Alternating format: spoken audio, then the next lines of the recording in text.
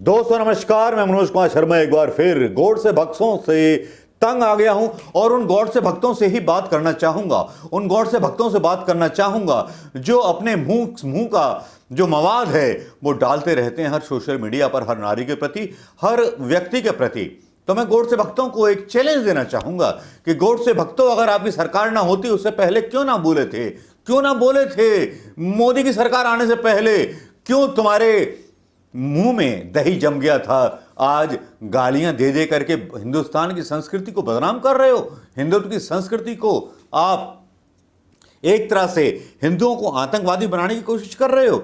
जिस तरह की गालियां आप देते हैं, जिस तरह की बदतमीजी आप करते हैं, आप पर अभी तक आपकी सरकार आप पर मुकदमा नहीं चलाती, क्योंकि आपको आश्रय है मोदी सरकार का, गोदी सरकार का।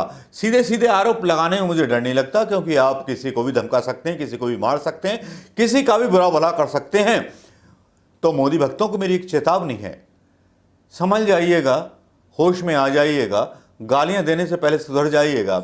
सरकार प्रधानमंत्री मोदी की हमेशा नहीं रहेगी, कभी तो सरकार आएगी, लोकतांत्रिक सरकार, जो आपके इन डायलॉगों को ढूंढ ढूंढ करके निकालेगी, आपके इन वक्तव्यों को ढूंढ ढूंढ करके निकालेगी। आपकी आपत्ति क्या है? भक्तों की परेशानी क्या है? भक्तों की परेशानी यह है कि भक्त जो हैं, अगर कांग्रेस के समर्थन में या राहुल गांधी जी को अगर विपक्ष का नेता बताते हुए कोई वीडियो डाल दिया या कोई उनका प्रश्न भारतीय जनता पार्टी के प्रधानमंत्री मोदी से पूछ लिया, तो इनको जो है दस्त लग जाते हैं, पेचिश लग जाती है, पेट में मरोड़ें उठाती हैं। तो वाकई में बड़ी परेशान होने वाली बात है मोदी भक्तों के लिए, क्योंकि मोदी भक्त जो हैं इसके एवज में गालियां देनी शुरू कर देते हैं।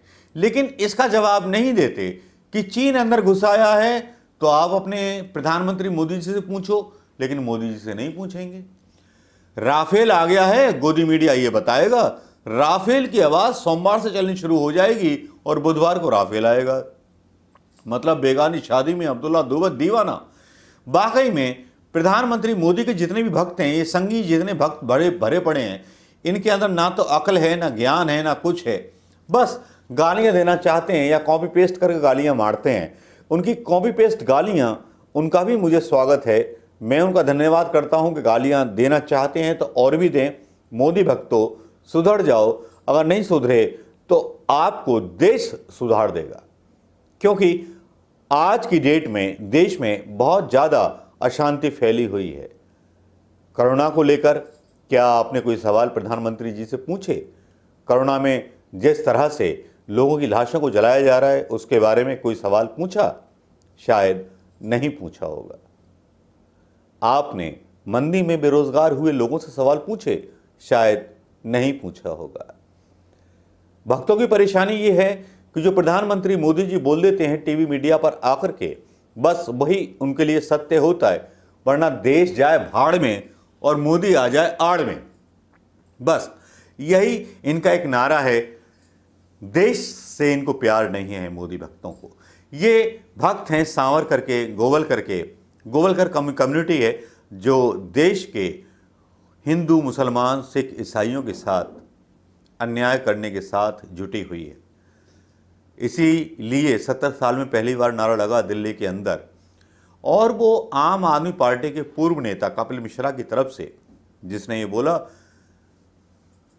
एनआरसी पर और सीए बिल पर कि खाली कर दो मोहल्ला वरना हम आएंगे, और फिर दंगे भड़क गए।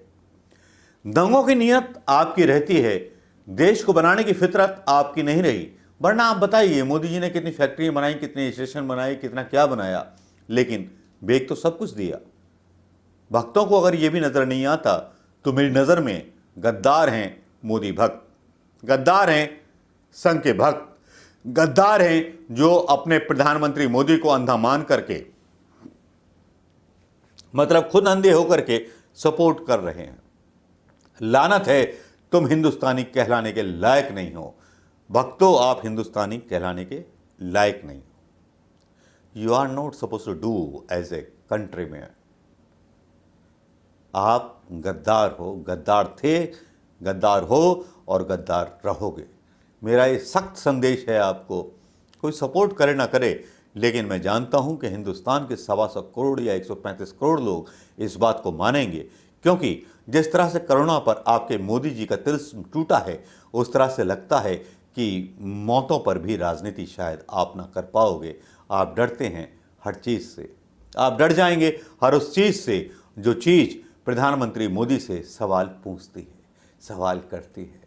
आप डर जाते हो, आपके अंदर एक डर है और वो डर हिंदुस्तान की जनता आपसे सवाल पूछ के पूरा करेगी। नमस्कार, जय हिंद दोस्तों।